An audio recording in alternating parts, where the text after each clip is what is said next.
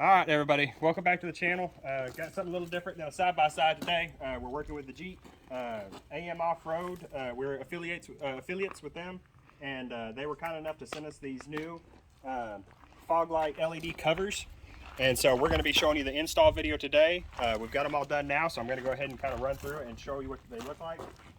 If this is something that you guys want to do to your Jeep, as long as you have this specific bumper, these fog lights will fit any of these fit these bumpers. You can go, we'll have a link to the website in our description, and then we'll have our discount code on there as well, OutdoorBabe10. You can go on there and look through it. They've got a ton of different accessories. That's where we got our grill from as well. And now we're going to have these lights. They've got bumpers, and they do products for Jeep, Ford, Toyota, all kinds of different manufacturers, all kinds of different products. Let me show you what these look like real quick.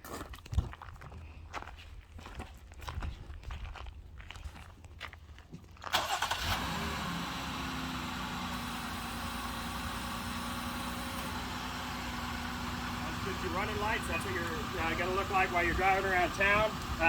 If your lights are not on, they won't be on the way we installed it. But this is going to be your running lights, and then I'll show you your blinkers.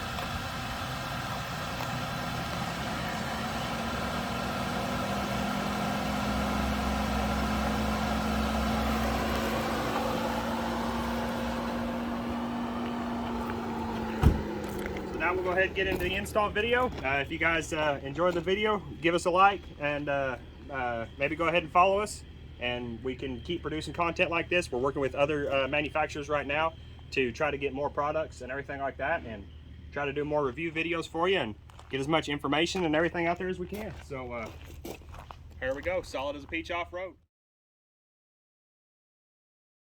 All right, I went ahead and put together this passenger side, so that way I kind of had it, I had a know-how, and it wasn't just a video of me fumbling with stuff trying to figure it out, so that way I can kind of give you guys a quicker little update on it. I'm going to show you how to take everything apart on this backside here to get behind the fog light, to get these hooked up and get the wires ran, and how to pop out the old cover and everything like that. It's not hard. Then what we did is there's going to be a couple spots where you're going to have to like drill some holes, or I used my utility knife and cut some holes so that way I could get the wires through with the fog light. I will show you that on the other side, but there will be just a little bit of cutting. It's nothing crazy. This entire project is something that even if you have little to no know-how of how to mess with vehicles, hopefully I should be able to break this down good enough for you that you can get it knocked out. Coming up in here, I'm going to tape all this up. What I ended up doing is the brown and white wire that is coming into your daytime running light is what you're going to attach your red wire to, that's coming from the harness of the lights. And so what I did is I just cut them and butt connected them together. You can do it however you want to do it. I tried using some of these quick clips at first, and they have too big of a gap for as tiny a gauge this wire is, and so I couldn't get them to stick very good. And so I went ahead, I butt connected them. I did heat shrink butt connectors on there, and then I electrical taped it as well. My brother hates me for it, but I am a firm believer in electrical tape, especially when it comes to wiring on something that might see some water or outside or anything like that. I'm going to heat shrink it, I'm going to electrical tape it, I'm going to make sure I can do everything to make sure that it is not going to get any water in it. So your white and brown wire on your main wiring harness from the Jeep coming in, that's what you're going to tap your red wire into. And then your white and green wire is going to be your blinker. And so that is what your yellow wire that's coming from your light, your yellow wire, trace it up however you want to trace it up, and then plug that one into your white and green. And so how this system works is this little junction box I've just got tucked up here. This little junction box has to have power for your blinkers to get power. And so how that works is when your running lights are on, that's sending power to this red wire, that's sending power to your lights. Your lights are on. When you turn your blinker on, turns your blinker on. Now, if you're running with your running lights off, then there's going to be no power for your blinkers up here on the front. So nothing's going to happen up there unless your running lights are on.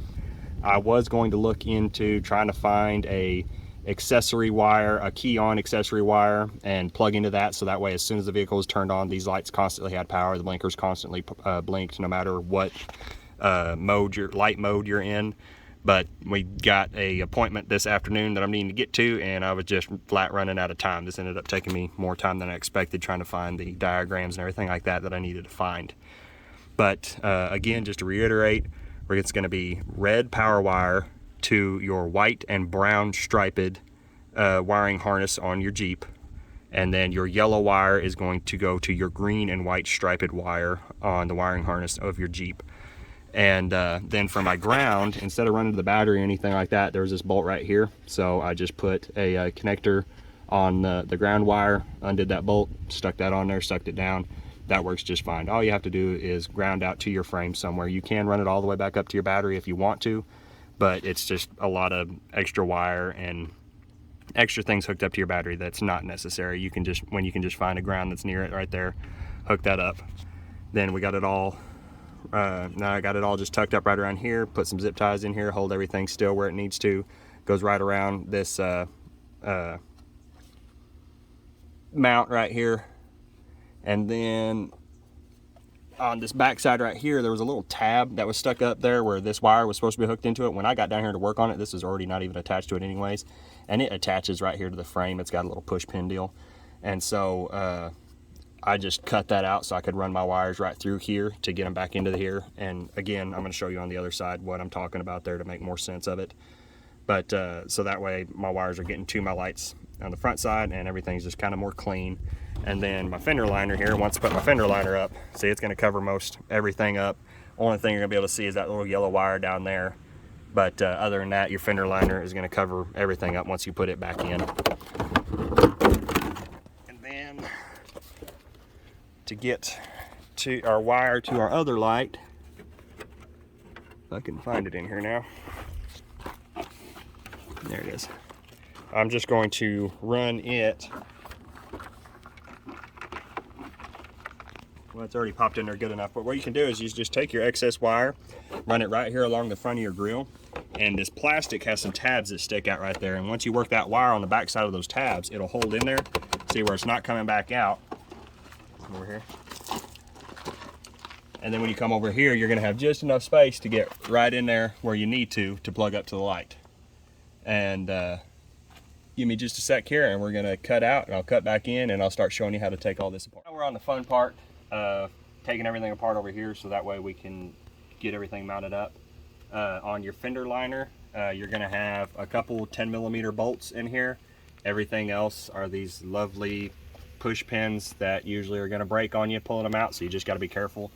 For this side, we don't have to take the fender liner completely out though. All we need to do is get to this, the back side of this light. The reason I did on the other side is because that was, like I said, I was a learning experience trying to figure out what we're doing. So we're going to go ahead, take this 10 out, and then there's one more 10 right here directly up. That should be all the bolts that we're going to need to take out. And then you can pick you up one of these little plastic pry bar sets from like Harbor Freight, I think is where I got this one. It's probably like $5. It's for doing plastic molding and stuff like that on vehicles. That way you're not causing a lot of scratches and stress and everything like that.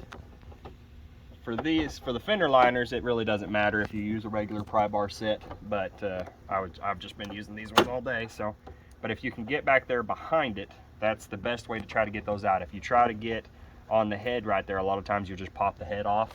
But on some of these, that is not a lot easier said than done. You're going to have another one right over here by the cab mount.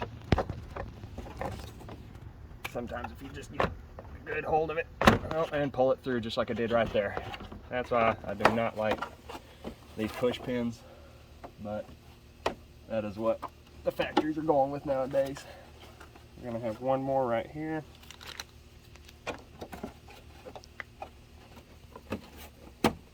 Just try to have patience.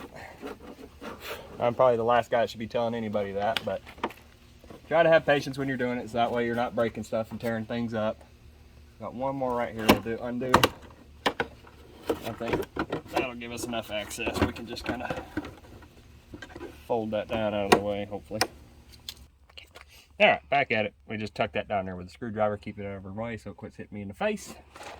All right, now right up here is your wiring harness that we were talking about on the other side. This is what it's going to look like when you open up that fender. It's going to have a little bit of electrical tape on there. Get your trusty dusty utility knife. Go ahead and just slice that off there. And when we're done, we'll put some more tape back on it so that way we keep it all tidy and cleaned up so that way nothing gets caught or rubbed or nothing like that. But undo that. Now on this side, all we're needing to get into is going to be that white and green wire, because the way these lights are set up, you only have to have the power going to that junction box, and then from the junction box it feeds out to both different lights. So on the other side there, we wired up the junction box and wired it to that passenger side, and so once we get over here, all we got to do is hook up the blinker, plug in our connection, and we're good to go. Electrical tape being a little bit of a pain in the butt today. There we go. All right, so that fans everything open. So see, this is our white and brown wire. This is what we tapped into on the other side. I guess for some reason, if you wanted to hook it up backwards, you could hook it up over here, but the way the harnesses and everything is set up for these lights when it comes, it's really designed to be hooked up on the passenger side and then ran over to the driver's side. You would have to cut these connections and extend your wire, and you would just cause yourself a whole mess of headache to try to do it the other way for some reason. I don't really know why you'd want to. But that white and brown wire is what you're connecting to on the other side. And then our green and white wire is what we're going to connect our yellow wire here to. Now this is another, just up to you on how you want to connect these. If you've never done it before, what I am doing is got me a butt connector set here, and get you a heat shrink butt connector. All right, we're gonna have a goofy little clip it there in the video because good old Southern Oklahoma heat overheated our camera and it shut down on us. So back to it now. On your green and white wire, this is how I'm doing it. Like I said, however you feel like you want to do it, do it. I'm sure the internet's gonna judge me for not doing it the right way and blah-de-da-de-da, but this is how I'm doing it. Get your wire stripped off each side. All the tools I'm using, I'm not sponsored or nothing, but all the tools I'm using are Harbor Freight. I am the poor man's mechanic. My daily job is not vehicles.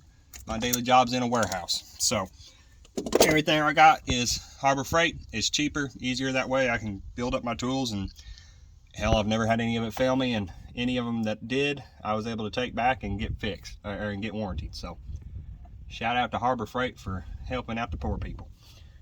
On this, you're going to take your wire up here. Now it's all depending on how, be careful not to lose your wire. All depending on how you're going to wire it. I'm going to try to tuck this up here the same way I did the other one. And so what I'm going to do is I want it coming into the bottom of my butt connector. I screwed up on the other side, did it on the top. We're not going to show you that too much, but I'm going to at least tell you about it. So you want it on the bottom right here, so that way everything flows together more cleanly, you know what I mean? And you've got it all set up that way. We're doing this part first because this part isn't exactly hard, but it can get you throwing a few words at your bumper. So we're going to do this first, get it all knocked out. Whenever you strip out your wire, strip that one a little bit more. Make sure you give yourself enough to twist together. And like I said, some of you are going to be watching this video going, yeah, stupid, we know how to put together a butt connector. But if somebody's watching this that doesn't know what they're doing, never done any of it, I want to try to make it as best I can so that way they can figure it out and learn from there. That's the only way you learn how to do something new, is trying it. So if you got somebody else making a video and showing you how to, it helps out a lot instead of having to just fumble in the dark by yourself. So you take your two ends that you're putting together, twist them together, put your butt connector on there.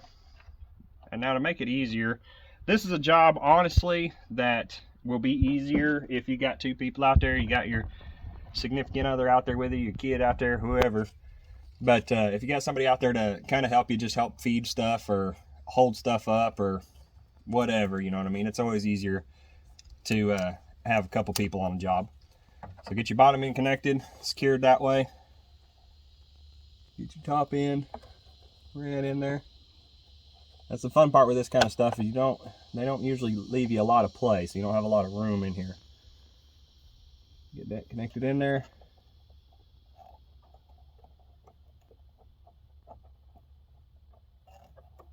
Oh, damn it.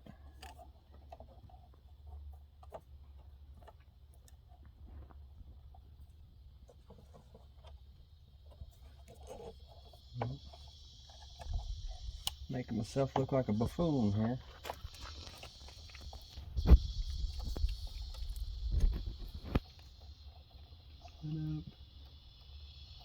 Get shoved in there. There we go.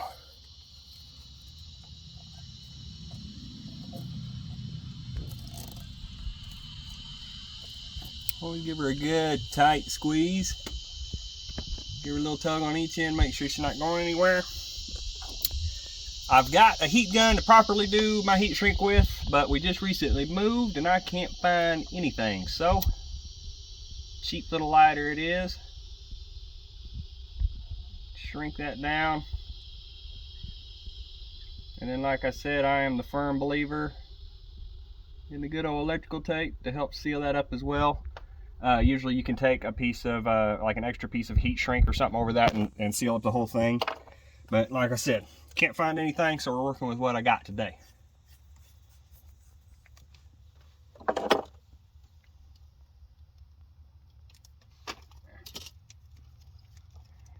If you do use a lighter or something on this, remember it is going to be hot right afterwards, so get in there and touch it immediately and burn your fingers.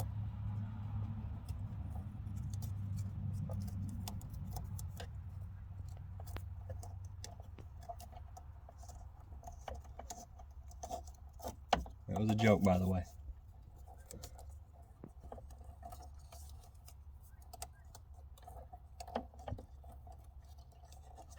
Once I wrap this one up, I'm going to go ahead and take some more tape and wrap the whole harness back together.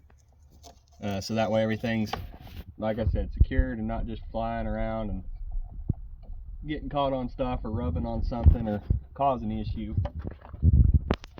Get your electrical tape on there good too. We're all good that way. So that's, when you get to this driver's side, that's literally the only piece of wiring that you're going to have to do. Other than that, everything's going to be plug and play with your connector that is never going to stay there. And it's just going to be taking this back cover off. We are going to have to pull the fog light out, but it's 4 bolts. You just pull out the whole mount, run your wires through how you need to run them, put it back in. Easy, solid as a peach. So do that. Get my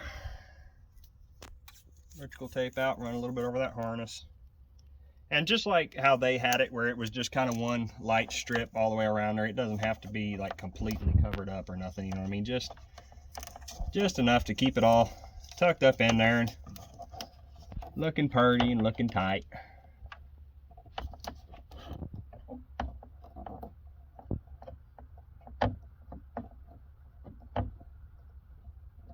And there we go. We're going to be done with that portion. So now we're going to start on these. Now, again, we have these fun little push rivets. It's best if you get 2 flatheads because it's got a little opening on the top and an opening on the bottom. And just pry them out. Like I said, these things never go how they're supposed to. If you watch any of my Yamaha videos, that thing doesn't have half the ones that were in there from the factory. Once you get it started out like that, you grab you a pair of pliers, work it out, and there you go. So that's how these things work. For anybody that doesn't know, when you push that in there, that pushes in, collapses, gets in there, and opens up. And then when this pushes shut, that pushes it back open so it doesn't come back out that hole and doesn't allow this to flap or move or anything like that. Why they can't just put a nice little 10mm bolt in there is beyond me. But if you break them, you can get them on Amazon, and yeah, we'll add that to our Amazon list of things that we use or things that we have bought, and then you can just pick them up that way. Oh, see, that's, if you get them right, that's usually how they come out, is just nice and easily like that. But they can be a pain in the butt sometimes. And this is a job that you don't necessarily have to have her jacked up like we do and have the tires off and everything like that. But it just makes it a heck of a lot easier to work in here. where you're not working around a tire and everything like that. Maybe if you have stock wheels and tires and everything, it won't be that bad because it doesn't take as much fender space. But we got 35 by 12.5 Patagonias on here, and so they take up most of our fender space in here. So it's a lot easier to just go ahead and jack it up. Always make sure you do it safely. We got the jack sitting under it, and then we also have jack stands. I always try to double and triple all my stands and everything like that. I used to be one of those ones that was just like, oh yeah, safety third, you know, until I had one morning we left a truck jacked up overnight and came out the next morning, and I said, man, that truck's sitting a lot lower than what it was last night. And I had forgot to chock the front wheels, and it slid forward and sat right down on the ground on top of my jack and bent my jack handle. That was the only big jack I had at the time, was sitting underneath the truck. So we had to use a couple little smaller jacks to try to work it up and work it back and forth, and it was a freaking mess. I'm just glad nobody got hurt. Nothing got tore up other than the jack handle got bent a little bit. And that one we were lucky and come out safe, but it was something that I was working underneath and all around that truck all day that day before, and so it's something that could have easily come down and crushed my little pea brain. So now I always make sure I got my jack stands in there and everything like that. Best to work on a concrete floor, but if you ain't got one, try to do like what we did, put down some plywood or some 2x6s or something and try to just secure it a little bit. Now, let me see that real quick. Down here, if I can get this to focus on there. Right back in here is your last push rivet. It is a pain in the freaking butt to get to. And I will tell you, on the other side, when I put all this back together, that one is no longer there. You're gonna have that one there, and you're gonna have this big rubber one right here. The big rubber one, I'll show you kind of a trick on how I got that one out. But first you gotta get all these little plastic ones out first.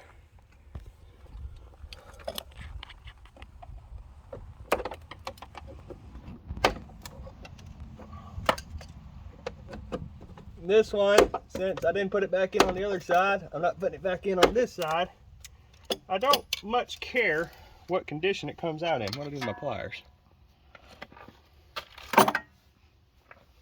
Oh, they're underneath me.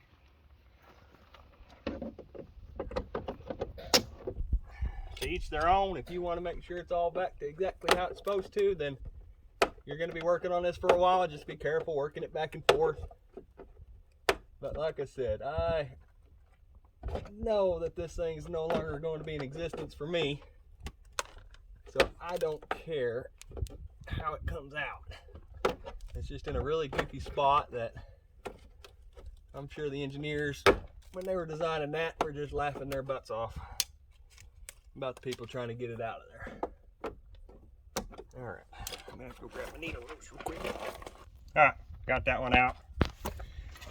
Now, on this big rubber one that's down here on the bottom, what you can do is you can just pull this flap up and you can get where you can see the top of it right there. I don't know. I'm going to try to stick the screwdriver in there. Hopefully you can see it. But that's it right there.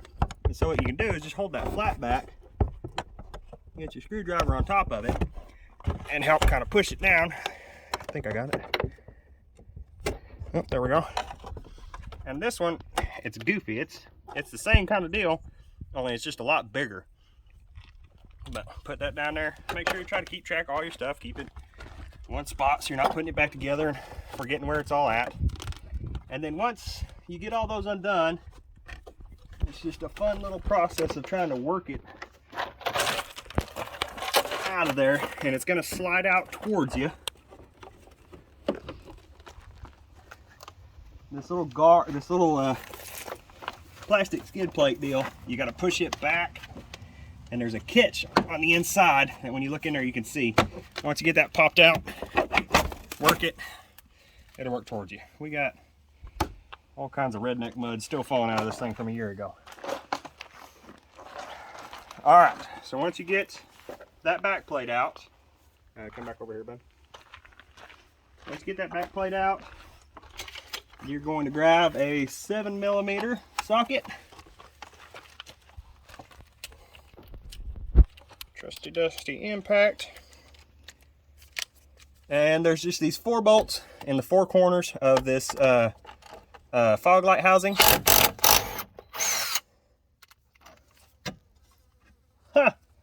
one just broke on me. All right. It's probably because I had it going the wrong way. Well, we're gonna be one down. Make sure you're using your equipment properly. Take these 4 bolts out.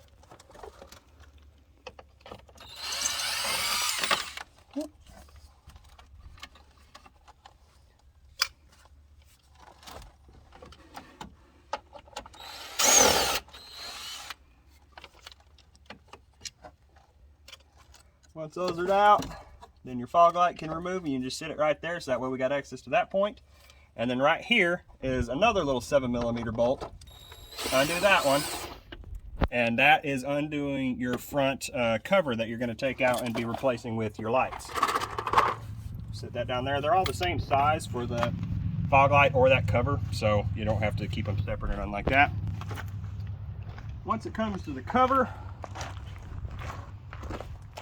just be careful, kind of pick you a spot to start.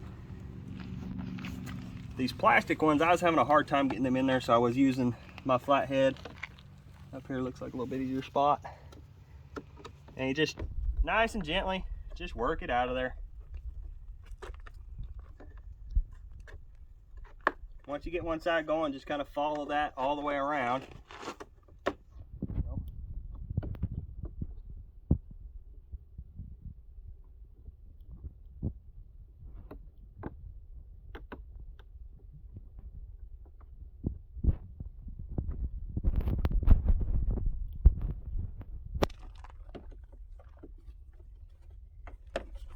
There we go. All right, old out, new's gonna go in. Now, this is where we get to where I was talking about with drilling or cutting. What we did is we put a hole right through here. Where's my other light?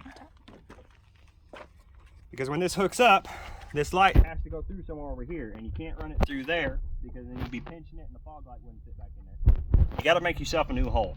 So if you do drill a hole right here, you're gonna go through here, and then I'll show you on the back side right here, inside the fog light housing, there'll be another hole we're going to drill right there. Let me grab my drill quick. Alright, so we're going to put our hole right here. I got kind of a ghetto rig set up, but I got a bit holder that I just put a step-up bit in. Since we're drilling plastic, it really doesn't matter. None of this is going to be under a lot of heavy torque. But you're going to have to go up to at least a 1/2-inch hole and maybe just kind of waller it out a little bit.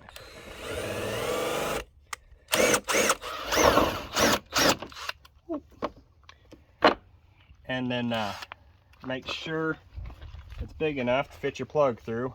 Yeah, we're just too small, so once you get it to that point, it's all plastic, so just extend them sides out just a little bit. A little bit more.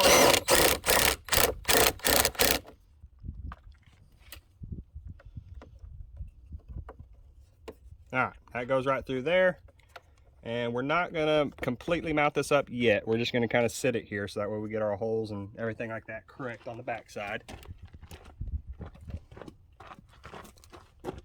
On the back side here, where we came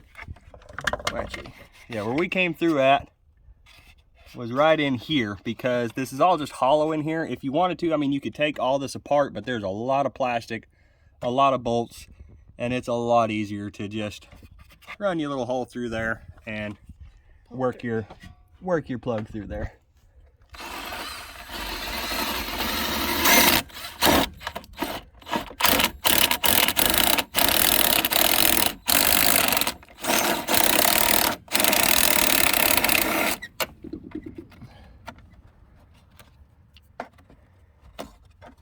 All right, now,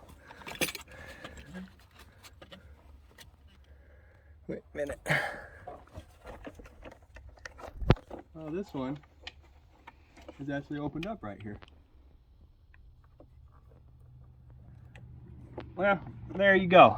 I just drilled that hole for no reason. It's not like it's going to affect anything, but on this side, there's actually an opening right through here that takes you all the way back here to your wire. And so you just kind of fish it through there, grab it with a pair of pliers. All right, I'm gonna hold this if you'll fish that wiring over there, babe. Go up with it. Hold it, stop feeding it through, just push it up, or hold it up. Take it up higher.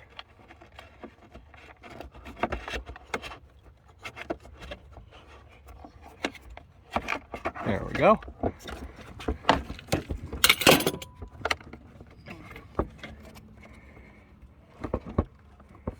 Well, actually, we did need that hole, I forgot. Okay, so this is why we need the hole. So you take it back through here, so that way you can put your fog light back in there and there's no interference and there's no issue. So you drill the hole in the side right there, run your wire through it, and then we're gonna connect and plug everything up right through here.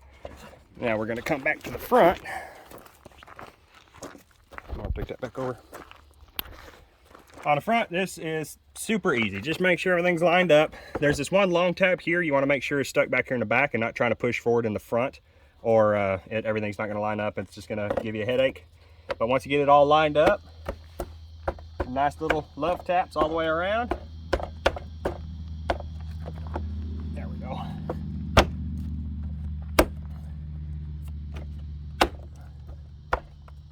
Make sure everything's in there solid. Make sure all your gaps are good. And there you go. We've got the front light mounted up. So now, let's see how I ran that. Oh yeah, I ran that to the back side of that.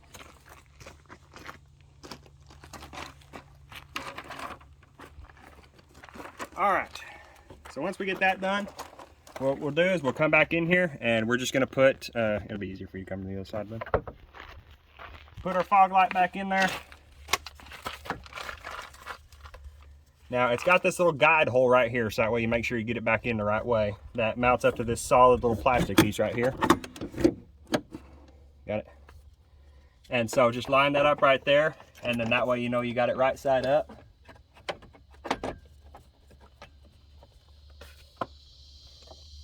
Grab your screws.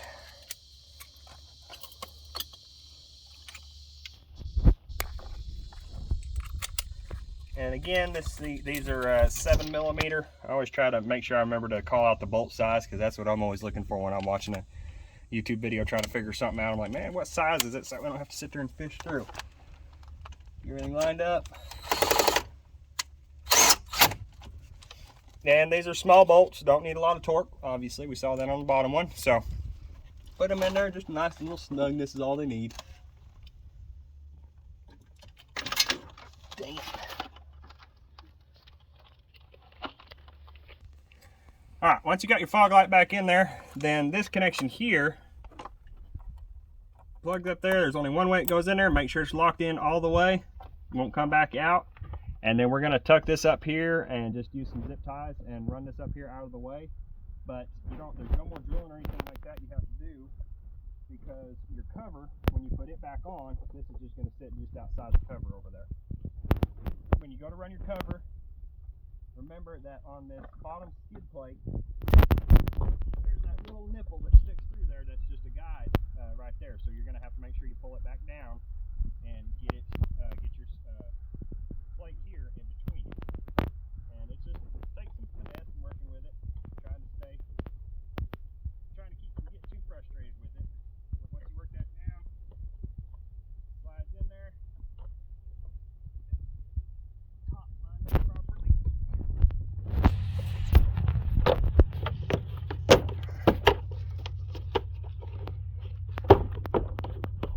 So close.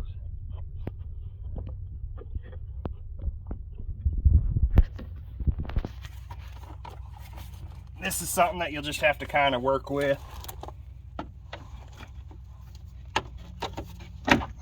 It can be frustrating, like it is right now.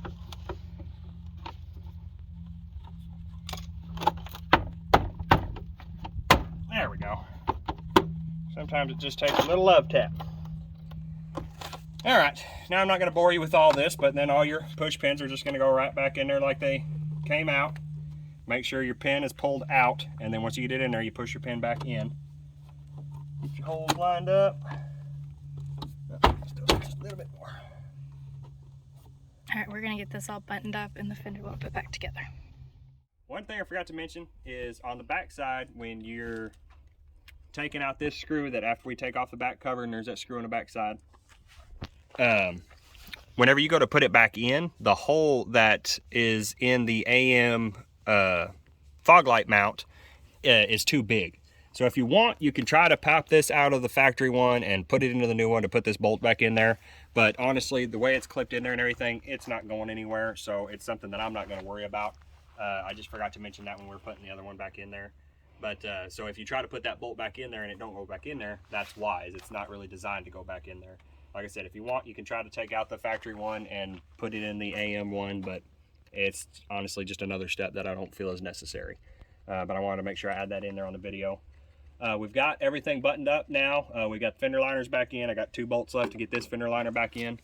But other than that, that's pretty much it. It's a install that, as long as you got somebody helping you, I'm gonna tell you to make sure you give yourself an hour and a half, because it's all just kind of the dealing with getting the mounts out and the plastic rivets popped out and everything like that. But once you get all that going, and now that I've already gone through there and I kind of figure out the wires for you, you know what I mean? That's the easiest part there. That's what took us the longest, was sitting there going through trying to find all that. I was trying to do this video where I didn't make it 30 minutes long, you know what I mean? Trying to show you how to do all this, which I think we're going to end up being at that point anyways. But I was just trying to give you as much information as I can. If you got something in here that I missed, or you got a suggestion, leave it in the comments. I'm not one that's just going to sit here and say I'm God's gift of greatness and I know everything. If you got a better way to do it, then let me know about it, so that way we can do it better the next time, or go in here and fix something, or help the next guy out, or woman, or whoever's doing it.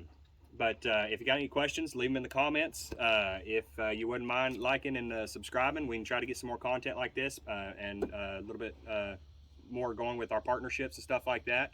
We really appreciate AM Offroad for sending us these.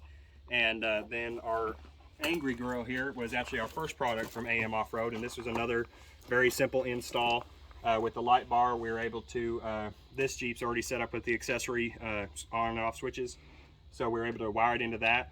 But those are our 2 AM products so far, and obviously this is our install video, so we haven't got to do a whole lot of testing on it yet. But I don't see any issues with these fog light lights, and we've not had any issues out of our grill, or any overheating issues or anything like that. As some things I see some people talking about that might cause it, or they are having issues. This one has got enough breathing room in there. We tow our side-by-side with this truck and everything else, never had any issue that way. But we appreciate AM Offroad for sending us these. Hopefully this gets you the information that you need. Our link is going to be in the description below with our discount code, and so you can use those at AM Offroad and go on there and get you something cool and add some cool light accessories. Or they've got bumpers and all kinds of different off-road accessories for all kinds of different vehicles. So get on there, check it out, and if you use our link and our discount code, help save you a little money while you're at it. Appreciate you guys watching it, and hope you have a good one.